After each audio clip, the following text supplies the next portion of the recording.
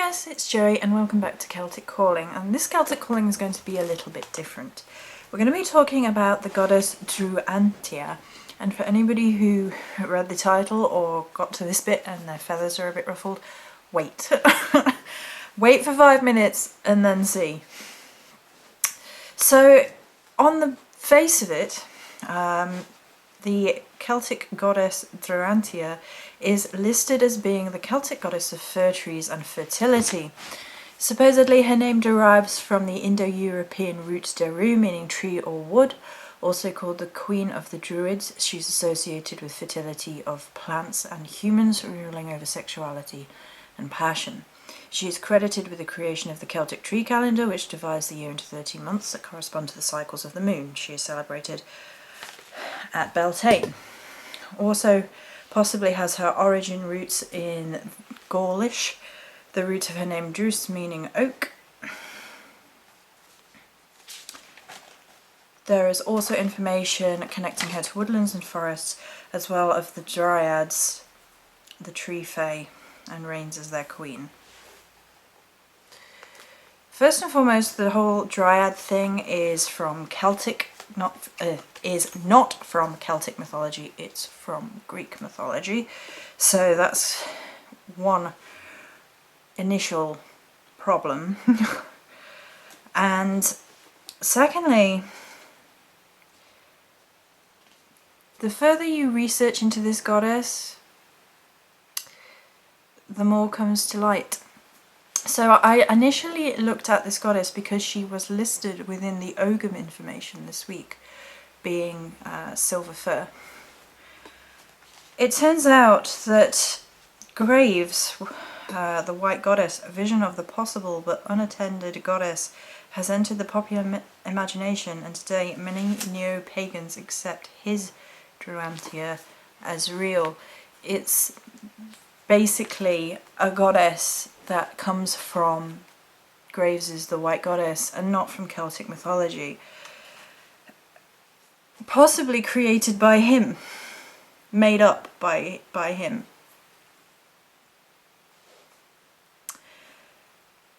When you first look into this goddess, that's the information that you come across over and over again about her being connected with fir, fertility, the Indo-European root deru, meaning tree or wood, the Queen of the Druid information, sexuality, passion, the Celtic calendar of trees, as well as the root of her origins being from Druce, meaning oak. Basically, this video is going to be a little bit of a debunk video, a little bit different, as well as examining the importance of certain themes, certain ideas, and being very, very aware in the pursuit of truth and knowledge when searching through the Celtic path. The idea of this being a debunking video is to show the problems with the oral tradition of the Celts. It becomes easier for history to be rewritten, invented, or changed. This influences popular neo-pagan culture. It is worth studying the pursuit of truth, which ties into the Ogham as well. And it's worth noting why the acceptance of such a goddess is so easily done in popular modern information. I think the easiest way of looking at this is because of the problems of correspondences, and this ties into what I've been saying about the Morrigan recently. If you look at the correspondences given for Druantia, they are woodlands and forests, fertility, knowledge, learning trees, oak, and use of root of language. These themes are important, particularly to people within searching for answers and things within the Celtic path. The use of the root of a word from the study of language is mentioned twice in the incredibly limited information about Druantia. Druce in Gaul meaning oak, and the Indo-European root deru meaning tree or wood. So we interpret this as supposedly important because of the oral tradition of the Celts, who believed that to physically record words was to strip them of their power. So as investigative sort of researchers maybe of Celtic myth, we are used to seeing clues in the root of a name and investigating them further. We are used to seeing the importance of a name. We talked about a jumping off point for Danu being the fact that she had a river named in her honour, that being one way we could start to hook into the limited information. We've talked about the fact that Morrigan's many correspondences sometimes come from her name, and we had someone arguing against the idea that Mor, meaning sea, in the Welsh denomination should be ignored, and I was talking about why it should not be. And that's all to do with the roots of language, and because the roots of language help us study oral tradition. And in this circumstance, it's completely misleading. Trees, woodlands and oak. From previous encounters we know the sacred nature of trees and groves to the Celts. It is asserted that the Celtic tree calendar given to her in her myth by Graves was also made up by him. We know the sacred nature of groves to the Celts being natural sacred spaces where druids connect to spiritual deity. We know of the Ogham, the Celtic alphabet, and a divination system, particularly in modern paganism. This correspondences therefore tie in with plausible connections. We can't say very much on the information that there is available because there is barely any, so we can't go on a huge discussion about that. We can look at these things and start to realise that the pursuit of truth and knowledge and wisdom is something that is coming up time and time again. Last week into this week, it's the pursuit of things, it's knowledge, it's looking for what is important. It's not taking information at face value and misrepresenting things. It's a deeper analysis. It's looking for information which may or may not be available. There is, of course, then the idea of connecting to deity on a much more personal level, which is often required with the Celtic gods because there is such a limited amount of information. But on most of the gods, there is some myth somewhere, and or mentions in myth at least, and this one, zip, before Graves is the White Goddess. Is the information around this goddess completely worthless? I guess that depends on how much of a problem a person has with being a neo-pagan. The information certainly doesn't push back through time to the many Celtic tribes of old, but is it possible to tap into energies and understand the energies and themes and things via this goddess or the Celtic tree calendar? The evolution of paganism is obviously an interesting thing. We walk through the world with a foot in each world, honouring the old ways whilst trying to live through the new. We cannot pretend to be living or understanding as the ancients did. And I've seen this actually said that we somehow should, and I strongly disagree with the idea that we should live as the ancients did. It's not possible. We don't live in that world. We don't think in that world. As life, science, technology and spirituality have changed, moved on, grown, developed, arguably we've also lost certain things as well. Things that pagans seek to reattain, like the knowledge of trees and the sacredness of land. And many others, of course.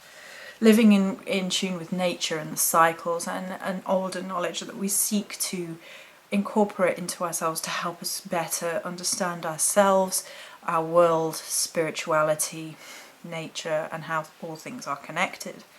The Celtic tree calendar is an easier example of how something modern can actually fit into our path in the now to help us understand and connect with the world around us. So the Celtic tree calendar, if it was indeed created by Graves, therefore doesn't have any relevance back to the Celts of old. But can it be used to help us incorporate the trees and the understanding of trees into our modern interpretations of spirituality? I think in that sense that's easily done with the Celtic tree calendar. We work quite often now off correspondences, unfortunately, and symbolism, and to connect those things to certain months may help us. It may sort of pique our interest to start with in sort of, okay, what tree am I born under? And then I go and research that a little bit more. And then I look into the Ogham because of that, and it opens up doors. The goddess is more difficult. The goddess Druantia is more difficult. Knowing her not to be worshipped by the Celts of old is going to be a major turn-off for many. But can she help us connect to those ideas, those energies which she represents? Perhaps connecting us to other gods and goddesses, perhaps connecting us to the source of it all. And if nothing else, she helps to show us how to keep a watchful eye when searching for information about the Celtic path. So I guess with regards of can she be connected to, it's really a personal thing about whether you think the fact that this image of a goddess being made up by graves in the White Goddess is going to be detrimental to your understanding of spirituality. The fact is, it can be said that a lot of faces of spirituality are how the ancients interpreted them, how people in the past interpreted them and wrote down myth and story about them, how their experiences led them to believe that they looked, felt, etc. And these have then become archetypes which we often connect to deity or spirit through. I've often said that I believe that there is spiritual truth to be gleaned in all walks of life, and how we see deity is just personal experience and human experience towards putting labels and symbolism and archetypes onto things that human beings can't possibly understand because it's so much bigger than that. It's like pulling down threads of a major tapestry and trying to glean understanding. We might understand a little bit about the thread we're looking at, but the overall tapestry probably not, because we're human and we don't have the full capacity to do that. We may never have the full capacity to do that. So can a modern goddess be said to be completely different from the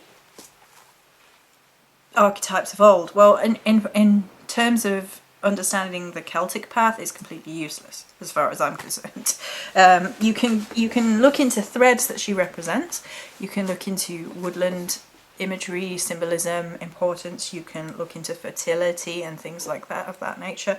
You can look into the importance of the oak and the oak Ogham, which we've already done on my channel way back at the beginning. The oak is quite an important tree to the Druids. Just a little bit. Go look at the video if you're interested in oak information. So these things can be taken from her correspondences, if you like, and you can go in the pursuit of knowledge that way. But in terms of understanding the ancient Celts through a goddess which was not made by them, no, you're not going to understand them from that. It is interesting how she's sort of been slotted in, and then you can see how this sort of has a sort of snowball effect, and it can be sort of presented on certain websites as being a Celtic goddess of old, and she's not. The information is not there, the myth is not there. The first mention of her is in Graves's book, The White Goddess. Does that make it completely useless? That depends on your point of view, I think. A lot of people are going to think, you know, she wasn't back when the ancient Celts were connecting with deity and all their wisdom, and we want to get back to the old ways. We don't want this. But then in some terms, can we ever get back to that fully? No, of course not. We have evolved as humans. We have moved past that point. They have died and passed on their knowledge, so we are at the point where we are now, and there's no point disrespecting everything that the people before us have done in order to get us here, be it good or bad, depending on how we see it.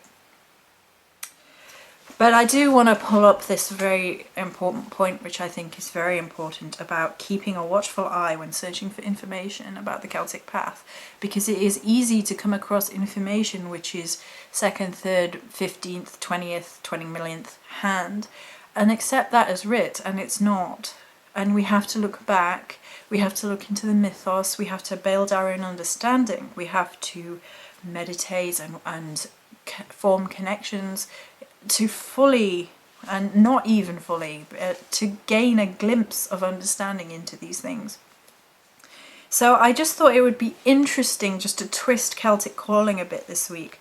She was mentioned with the Ogham, and I just thought, and had a day of thinking about it, which is why we're a day late, about how to bring this to the forefront, to show how things are sometimes presented to us as being factual, and they're not. And I had a whole video about the Morrigan talking about the balance, about how she's not one thing or the other, and these very obvious blatant representations of her as being fluffy, bunny, kittens, flowers, or being very, very, you know, I don't know, dark and wrathful, are being presented as factual, and it's not.